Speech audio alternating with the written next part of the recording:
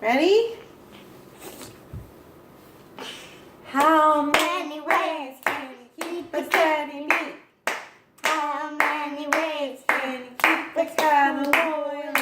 Okay, so there's Mary on the circle, Mary? and there's Margaret on the circle. And Mary's going to come in, she's going to keep a steady beat by jumping. How many ways can you keep the kettle boiling?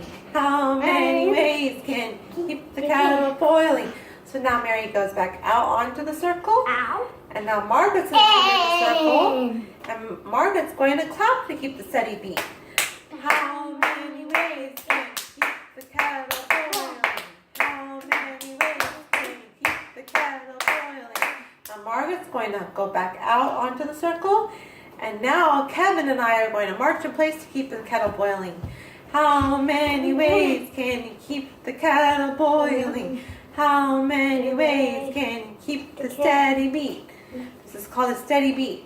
Steady. Keep the kettle boiling. Good job, Kevin and Margaret and Mary. Okay. Let Mommy turn it off.